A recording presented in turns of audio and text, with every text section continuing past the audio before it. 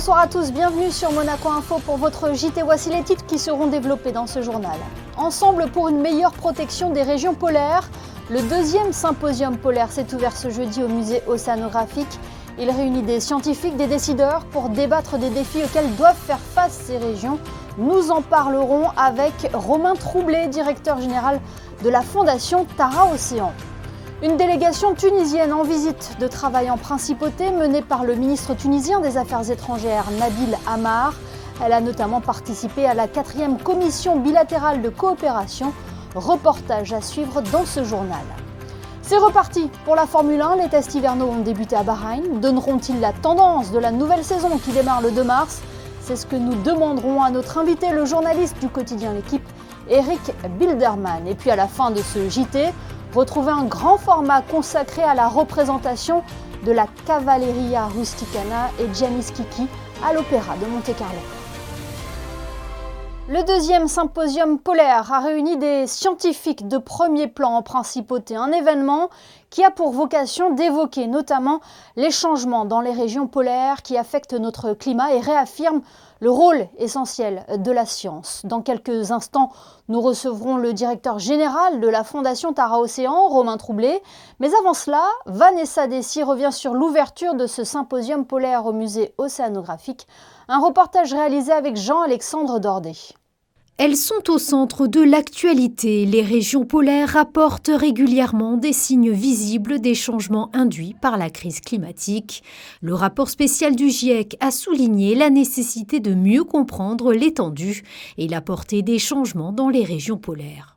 On a tous ces changements qui impactent beaucoup de différentes parties du système en même temps. Donc notre défi comme scientifique pour adresser ces défis, c'est pour comprendre comment on peut savoir quel impact le changement de température et le changement de surface de glace de mer, comment ça va impacter les espèces. Donc la difficulté qu'on voit, c'est plusieurs impacts en même temps et leurs impacts qui ajoutent une sur l'autre. Dès 1970, des scientifiques alertaient déjà sur la nécessité à diminuer les émissions de gaz à effet de serre. Depuis plusieurs années, le GIEC publie des recommandations à suivre au niveau international afin d'avoir une chance de diminuer l'impact du changement climatique sur les régions polaires, mais aussi sur l'ensemble de la planète. Je pense que la solution va venir de financement, mais en plus de collaboration. Une des grandes difficultés dans les pôles, c'est qu'on a beaucoup de différents pays qui sont impliqués et qui doivent travailler ensemble et être d'accord ensemble aux solutions. Par exemple, pour déclarer des zones aires de marine protégées, ou diminution de la pêche, toutes ces choses doivent être d'accord entre différents pays. Donc, si ici, on peut commencer d'identifier les financements et aussi identifier les types de collaboration qui sont d'accord entre les pays, ça c'est un peu l'objectif qui est nécessaire pour traiter ces problèmes. Depuis sa création, les régions polaires sont une zone géographique prioritaire pour la Fondation Prince Albert II. Au travers des projets soutenus, la FPA2 a construit un vaste réseau de partenaires travaillant sur cette problématique. Et justement, parmi les partenaires de longue date de la Fondation Prince Albert II, on peut citer la Fondation Tara Océan. Les deux entités collaborent depuis plus de 15 ans pour une meilleure compréhension des océans. Ces multiples expéditions ont permis de partager des données scientifiques sur l'océan et susciter une prise de conscience collective. La Fondation Tara Océan s'apprête à se lancer dans une nouvelle exploration. Son directeur général est avec nous en duplex depuis le musée océanographique pour nous en dire plus. Bonsoir Romain Troublé. Bonsoir. 15 ans après une première mission historique au pôle Nord, les équipes de la Fondation Tara Océan préparent une nouvelle odyssée en Arctique. Pourquoi cette région polaire ? Alors on prépare une nouvelle odyssée en Arctique, au pôle Nord encore, pendant les 20 prochaines années. Donc c'est un projet de très long terme, une aventure de très long terme. L'Arctique est un endroit qui prend de plein fouet le changement climatique. Tout se passe là-bas 2 à 3 fois plus vite qu'ailleurs dans le monde, ailleurs qu'ici à Monaco par exemple. Donc il y a une urgence à comprendre ce qui se passe et à documenter et à aussi partager ce fait-là. C'est un territoire encore trop méconnu, on le rappelle, sa superficie est équivalente à 5 fois celle de la mer Méditerranée. Oui, c'est ça, c'est un territoire très connu. On y va beaucoup en été avec des bateaux, des gros bateaux qui cassent la glace. mais on y reste très peu de temps, on n'y reste pas l'hiver en fait, on n'y reste jamais l'hiver, très peu. Dans l'histoire de l'humanité, on est resté une poignée d'hiver en fait dans la glace au pôle Nord, et donc notre rôle c'est d'essayer de mettre un bateau dans la glace avec des gens à bord et de faire de la recherche l'hiver, le printemps, l'automne, l'été, et de le faire sur le long terme. Et pour ça, le prince de Monaco nous a rejoints dès le début de cette aventure. Ouais, on va y revenir dans quelques instants, puisqu'il était à Cherbourg justement pour la présentation de ce projet. Mais est-ce qu'à terme, vous pensez qu'on pourrait être témoin de la disparition de la glace au pôle Nord ? Je pense que vous, moi, mes enfants, évidemment, même vous et moi, d'ici une vingtaine d'années, ce que disent les experts du climat, ils ont expliqué il y a quelques années que dans 2035, 2045, on verra des étés en Arctique où il n'y aura plus de glace. Plus de glace sur la mer. Bien sûr, la glace va regeler l'hiver, mais on verra les premiers étés à partir de 2040, 2045, la date n'est pas très précise. C'est demain, c'est dans 20 ans, on va tous le vivre. Donc Tara Polar Station va pouvoir étudier l'impact de ce réchauffement climatique sur cette région polaire. C'est un véritable laboratoire flottant ? Oui, c'est un laboratoire flottant qui va être un observatoire qui va mesurer des choses à partir de 2026 jusqu'à 2045, j'espère, au fil des années. Et puis au fil de 10 expéditions qui vont se succéder. Et puis c'est aussi un laboratoire qui permet de faire des manipulations sur la banquise, sur l'atmosphère, dans l'océan. On aura accès à la mer tous les jours depuis l'intérieur du bateau. Permettre de comprendre comment cette biodiversité, qui n'existe qu'au pôle Nord aujourd'hui, on a pu le montrer avec Tara dans le passé, comment cette biodiversité s'adapte, quelle stratégie elle met en place pour résister à la nuit polaire. Est-ce qu'on peut apprendre aussi de cette biodiversité ? Qu'est-ce qu'on peut apprendre aussi de ce changement climatique qui va avoir des effets là-bas bien plus tôt que chez nous en Europe ? Quand débutera cette exploration ? Le bateau est en construction, il va être mis à l'eau dans 1 an. Et après une phase de test en 2025, à partir de 2026, l'été 2026, on a prévu d'aller au pôle Nord et de commencer la première dérive avec à bord du bateau 12 personnes. 12 taranautes qui vont dériver comme ça dans la nuit polaire et dans l'été polaire. On l'a mentionné tout à l'heure, donc le prince Albert II était présent à Cherbourg en septembre dernier pour assister à la présentation de Tara Polar Station. C'est un soutien de taille pour la Fondation. Oui, c'est surtout le prince est un soutien de taille pour la Fondation depuis maintenant une vingtaine d'années presque, fidèle, toujours là quand on a eu besoin de lui aussi sur le plan politique. Et puis il a été aussi un soutien important de ce projet parce qu'il a été un des premiers à prendre le risque de mettre un soutien sur la table pour commencer les études, commencer à réfléchir à quel projet on allait monter. Et ça, c'est très important. Et puis la Fondation Albert II va continuer à nous soutenir. Et l'exploration Monaco aussi, j'espère. En tout cas, on a entendu l'essentiel de votre message, car au-delà de la recherche, l'enjeu est bel et bien de protéger la santé de notre planète et la nôtre, car les deux sont intimement liés. Merci infiniment, Romain. Bien sûr, merci beaucoup. Été avec nous ce soir. Au revoir, bonne journée. Nous l'évoquions en titre, une délégation tunisienne conduite par le ministre des Affaires étrangères, Nabil Amar, était en visite de travail en principauté aujourd'hui. Elle a pris part à la 4e commission bilatérale de coopération au ministère d'État. Elle a également participé à une mission économique organisée par le Monaco Economic Board et la Fédération des entreprises monégasques au Novotel. Fabien Bonilla et Alexa Vial vous en disent plus. Le ministre tunisien des Affaires étrangères a été reçu en principauté ce jeudi par son homologue Isabelle Béraud Amadei. Cette visite s'inscrit dans le contexte de l'accord-cadre de coopération de 2008 entre les deux pays. Cette 4e réunion de la commission bilatérale a permis d'évoquer des thèmes communs aux deux États, tels que l'article 6 de l'accord de Paris sur les crédits carbone. Autre thématique abordée, les nouvelles pistes de coopération pour les années à venir. À ce propos, les deux ministres ont signé un accord-cadre sectoriel dans le domaine de la formation professionnelle. Et ce nouvel accord sur la formation professionnelle vient concrétiser des domaines sur lesquels nous sommes tous deux concernés, c'est-à-dire la jeunesse. La jeunesse doit être acteur de son propre futur et donc la formation professionnelle est tout à fait importante pour justement permettre à cette jeunesse par la suite de pouvoir trouver un travail et s'épanouir ensuite dans son pays. Les relations bilatérales tuniso-monégasques sont anciennes, elles sont solides, elles remontent à plus d'1 siècle et demi et la coopération est tout à fait constructive, bien pensée et avec des résultats concrets depuis maintenant 3 décennies. Nous en sommes satisfaits. Un peu plus tôt dans la matinée, un forum économique a été organisé par le Monaco Economic Board et la Fédération des entreprises monégasques. Une délégation de l'Union tunisienne de l'industrie, du commerce et de l'artisanat était présente, avec à sa tête une dizaine de grands patrons dans des domaines tels que l'agroalimentaire, le textile, la chimie ou encore par exemple le bâtiment. La Tunisie, c'est un peu l'atelier du monde, en tout cas l'atelier de l'Europe. Et aujourd'hui, c'est particulièrement l'industrie qui va être mise en rapport, nos deux industries. Et nous avons beaucoup de choses à nous dire entre Tunisiens et Monégasques. Pour finir, la délégation tunisienne a été reçue par Pierre Dartout, le ministre d'État, pour un déjeuner de travail en sa résidence. C'est un rendez-vous devenu incontournable en principauté au mois de novembre. La No Finish Line, cette course à la fois sportive et caritative, vient de remettre ses prix. Fort du succès de la 24e édition, les organisateurs ont souhaité mettre en valeur les participants, mais aussi présenter les actions qui seront soutenues grâce à la solidarité de chacun. Le reportage de Christine Tomel et Jean-Alexandre Dordet. Un fort engouement pour l'édition 2023 de la No Finish Line. Avec plus de 11 000 inscrits, les 10 500 participants ont tourné durant 8 jours sur le circuit de Fontvieille, enchaînant les kilomètres avec le sourire aux lèvres dans une ambiance bon enfant. Coureurs et bénévoles partageaient un objectif en commun, parcourir plus de 300 000 kilomètres. Et c'est chose faite puisque l'objectif a été largement atteint.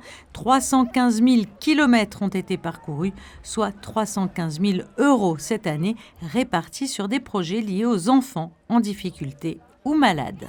Nous allons financer un équipement à une école que nous avions construite au Népal. On a financé un tandem ski justement pour la Fédération monégasque d'athlétisme pour les enfants handicapés. On a aidé un jeune malvoyant pour faire de la prévention dans les écoles. On va aussi financer de l'équipement dans l'IME à Biot pour les enfants handicapés avec une balançoire. On va construire des bâtiments aussi à l'étranger, donc c'est divers et varié. Puis on aide à prendre en charge des soins spécifiques pour des enfants handicapés qui ne sont pas pris en charge par les organismes sociaux. Donc c'est un panel très différent, mais voilà, quand on voit les personnes qu'on aide et le bonheur que ça leur apporte, voilà où est notre motivation. Une motivation qu'ils sont nombreux à partager, comme Sébastien Delorme, qui a parcouru à lui seul 626 km, avec pour seul objectif soutenir les enfants en détresse. Chaque kilomètre qu'on fait, c'est pour les enfants, donc c'est pour ça qu'on a la force. Et quand vous êtes sur le circuit, vous pensez à quoi quand vous marchez ? On déconnecte, parce que si on pense à la fatigue, on n'avance plus, donc c'est notre moment de déconnexion pendant 8 jours. Alors, est-ce que vous vous préparez tout au long de l'année au préalable ou pas ? Alors moi, c'est particulier parce que je ne fais aucun entraînement durant l'année. Pour l'instant, ça m'a réussi comme ça. Donc voilà, ma préparation, c'est de le faire pour les enfants. Prochain rendez-vous pour la No Finish Line, le 16 novembre pour l'édition 2024. Et avant cela, il y aura non loin de là la No Finish Line Nice du 3 au 7 avril prochain sur la promenade des Anglais. C'est reparti pour la Formule 1 alors que la nouvelle saison du championnat du monde doit débuter le 2 mars prochain à Bahreïn. Les pilotes sont déjà à l'œuvre sur le circuit de Sakhir pour les tests hivernaux. 3 jours d'essai pour que les pilotes puissent pleinement exploiter leur nouvelle monoplace avant le coup d'envoi de la saison. Rejoignons sur place Eric Bilderman, journaliste pour le quotidien L'Équipe. Bonsoir Eric. Bonsoir. Qu'ont révélé ces premiers tests hivernaux jusqu'à maintenant ? Écoutez, les 2 premières journées qui viennent de s'achever montrent une domination de Red Bull. On a l'impression de revivre un petit peu la saison 2023 avec un Max Verstappen qui a écrasé la concurrence hier en mettant plus d'1 seconde aux autres écuries. Alors certes, les chronos ne veulent pas dire forcément grand-chose puisque nous sommes sur des tests hivernaux. Il faut régler ces voitures. Elles sont toutes nouvelles, surtout chez Red Bull où on a revu totalement le concept de la RB19 avec cette saison, donc la RB20. Donc on est aujourd'hui encore avec quelques points d'interrogation, mais la sensation est quand même très forte. Red Bull va à nouveau dominer la saison 2024. Voilà, c'est la première fois que les pilotes conduisent leur monoplace sur circuit.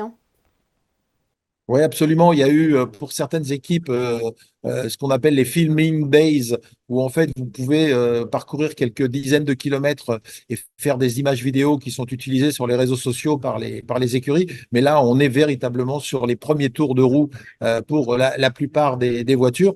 Et les premiers éléments concrets sont là, puisqu'on ne peut plus tricher, on ne peut plus mettre des éléments de carrosserie ou des éléments aéros qui ne seraient pas ceux utilisés pour le Grand Prix qui va avoir lieu sur ce même circuit dans une semaine. Donc les cartes commencent à être abattues et on commence à avoir une idée assez claire de ce que pourrait être la grille, ou en tout cas les premiers éléments de grille pour le premier Grand Prix de l'année. Et là, c'est la RB20, celle de Red Bull qui sort du lot. Ouais, c'est la RB20 qui sort du lot, encore une fois avec un pilote extraordinaire et surtout avec le travail de Pierre Vacher, l'ingénieur français qui travaille avec Adrian Newey sur la conception de cette voiture. Comme ils avaient beaucoup d'avance depuis 2 ans, ils ont pu tranquillement, pendant 1 an, en 2023, travailler sur cette voiture 2024, alors que les autres écuries qui étaient déjà en retard ont à la fois essayé de compenser en 2023 ce retard et ne sont arrivés que tard sur la conception de la F1 2024. Donc, quelque part, on retrouve le même écart potentiel entre Red Bull et Mercedes et Ferrari et McLaren qui semblent être derrière les équipes avec les voitures les plus compétitives. Et est-ce que cela peut être la passe de 4 pour Verstappen cette saison ? Oui, je pense que en toute logique, ça devrait être la passe de 4. La voiture, non seulement apparaît bien née, elle est très vite sur la piste, mais en plus, elle est fiable. Sur les 125, 126 tours qu'a pu réaliser Max Verstappen, il y a eu quelques petites nécessités de réglage et de petites reprises mécaniques, mais globalement, cette voiture qui est toute nouvelle, eh bien, fonctionne et elle accumule les tours. Le rythme de course comme les rythmes de qualification sont déjà là. Donc, difficile d'imaginer autre chose qu'un 4e titre pour Max Verstappen. Qui pour le concurrencer cette année ? On le rappelle, Red Bull a remporté 21 des 22 Grands Prix la saison dernière, c'est énorme. Ouais. Ouais. Alors, on va jouer après à la carte des outsiders. Le premier outsider, ça va être Sergio Pérez, qui est son coéquipier chez Red Bull, qui a la même voiture. Ensuite, on va espérer que Ferrari, qui est en progrès, parce que cette voiture qu'on découvre cette année, la SF24, paraît beaucoup plus équilibrée, beaucoup plus à l'aise en courbe, une voiture qui sur les longs relais semble ne pas trop user les pneumatiques, ce qui était malheureusement le cas en 2023. Donc pourquoi pas cette saison 1 ou 2 victoires supplémentaires pour Ferrari, que ça soit Carlos Sainz qui va partir dans 1 an ou Charles Leclerc. On espère bien évidemment une victoire ou plusieurs victoires de Charles Leclerc en 2024, mais aussi du côté de chez McLaren et de chez Mercedes, on va essayer de se rapprocher du haut du tableau. Et ça serait beau pour Lewis Hamilton qui va effectuer sa dernière saison chez Mercedes et qui rejoindra ensuite la saison prochaine Ferrari. Oui, alors bien évidemment, en début de saison, les 2 pilotes Mercedes vont être mis à égalité. Lewis Hamilton va essayer de remporter enfin un Grand Prix. Ça fait 2 ans depuis novembre 2021 qu'il attend une victoire. Maintenant, au fur et à mesure que la saison va se dérouler, si George Russell est à égalité, voire devant Lewis Hamilton, sachant que lui va rester l'année prochaine chez Mercedes, eh bien on peut imaginer assez logiquement que Mercedes puisse favoriser le jeune Britannique. Et cette saison s'annonce longue, Eric Bilderman, 24 courses au programme. Ouais, c'est le record, on n'a jamais vécu ça. Il y a eu des saisons qui étaient programmées à 24, mais avec la Chine qui, année après année, annulait son Grand Prix. Cette année, elle revient au calendrier. Donc 24 Grands Prix avec ce qu'on appelle des trip headers, c'est-à-dire 3 Grands Prix qui s'enchaînent. Pour prendre l'exemple de la fin de saison, il va falloir aller à Las Vegas et ensuite revenir pour aller au Qatar et pour enchaîner avec Abu Dhabi. Les 3 derniers Grands Prix seront physiquement pour les pilotes, mais surtout pour les mécaniciens. Je ne vais pas parler des suiveurs, des journalistes, etc. Mais le pire, c'est pour les mécaniciens. Ces 3 semaines-là vont être très, très cruelles. Eh bien, merci beaucoup, Eric Bilderman, d'avoir été avec nous depuis Bahreïn pour analyser ces premiers tests hivernaux avant le début de la saison, le 2 mars prochain, sur ce même circuit. Merci beaucoup. À bientôt. Un chiffre à présent, 40 ans, c'est la moyenne d'âge des joueurs de jeux vidéo en France, un chiffre sur lequel a voulu s'appuyer la médiathèque de Monaco pour composer sa programmation du mois de mars. Elle sera, vous l'aurez compris, dédiée à l'univers du gaming et devrait séduire toutes les générations. Des ateliers, des projections, des conférences et même Des tournois rythmeront ce mois aux bibliothèques Louis Notari et Princesse Caroline, mais aussi à la vidéothèque José Notari. Céline Sabine nous livre plus de détails, elle est au micro d'Alban Gingembre. C'est un loisir intergénérationnel. On va jouer en famille, on va jouer adultes contre enfants, toujours dans la bonne humeur, dans la bonne entente. Il y aura même des lots à gagner. Et on a voulu faire découvrir justement aussi la diversité des jeux et même le rétro gaming. On va également aborder l'influence qu'ont eu les jeux vidéo, qui ont été inventés dans les années 70, l'influence que ces jeux vidéo ont aujourd'hui encore sur les artistes, les créateurs, que ce soit dans les arts visuels, la musique, mais aussi le cinéma. Des tables rondes pour d'une part aborder la question de l'impact des jeux vidéo sur notre société et dans nos vies, mais aussi, et là c'est pour ça que ça peut concerner les plus jeunes, une rencontre avec les responsables d'une école des jeux vidéo qui présenteront la large palette de métiers qui existent dans le domaine du jeu vidéo, de la programmation à la création, mais aussi au marketing. On a articulé notre programmation sur 3 week-ends. Le samedi 9 mars, le vendredi 15 et le samedi 16 mars, mais aussi le samedi 23 mars. Ça va être des jours à plusieurs rendez-vous, donc il faut vraiment regarder le programme pour ne rien manquer. Et notez également que l'accès à ces animations est libre et gratuit. Un mélodrame et un opéra comique au programme à la Salle Garnier. Cavalleria Rusticana et Janis Kiki sont à l'affiche de l'Opéra de Monte-Carlo à partir de demain. 2 titres qui n'ont pas l'habitude de cohabiter, mais qui font l'objet d'une nouvelle production du metteur en scène Grishka Azaragarov. José Sacré était présent à la Générale. C'est notre Focus Info du jour.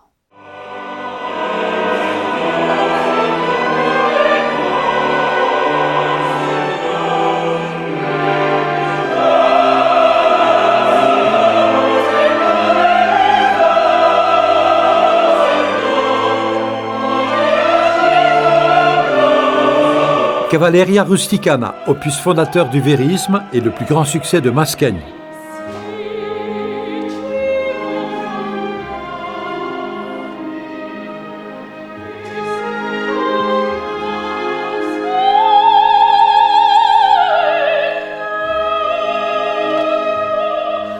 Janis Kiki, 3e opéra du cycle Il Tabarro, chef-d'œuvre tardif de Puccini. Ces 2 œuvres, qui n'ont pas l'habitude de cohabiter dans le même programme, sont ensemble à l'affiche de l'Opéra de Monte-Carlo. Je pense que les 2 compositeurs sont véristes, donc Puccini c'est un monde un peu à part, disons, mais donc musicalement ça va ensemble. Le grand contraste de la soirée sera le drame atroce de la première opéra, et puis le contraste avec un opéra qui est, disons, comique. Et donc, je pense que ça, c'est la chose intéressante de ce duo d'opéra.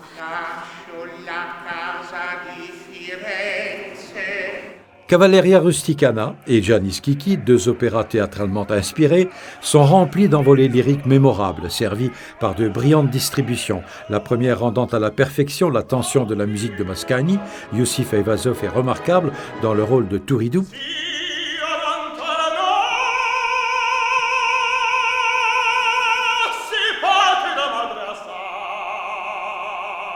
La seconde sublime l'agilité de ton de la partition de Puccini, où éclate une fois encore le talent de Nicolas Alemo dans le rôle-titre.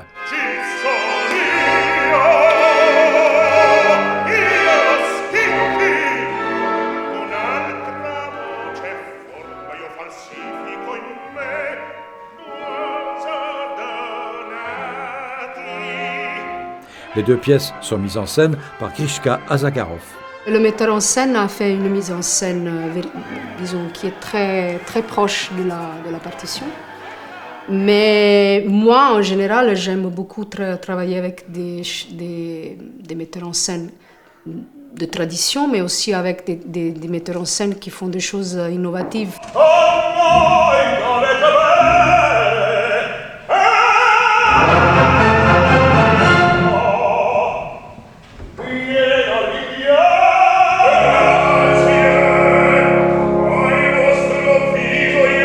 moi, c'est vraiment comme diriger 2 opéras entières. Et après la première, je suis fatiguée comme si j'avais dirigé un opéra de 3 actes. Donc, et puis, il faut changer de mode pour s'adapter à la prochaine chose. Donc, c'est un peu la difficulté de mettre ces 2 opéras ensemble, mais aussi la beauté d'une soirée qui est très variée.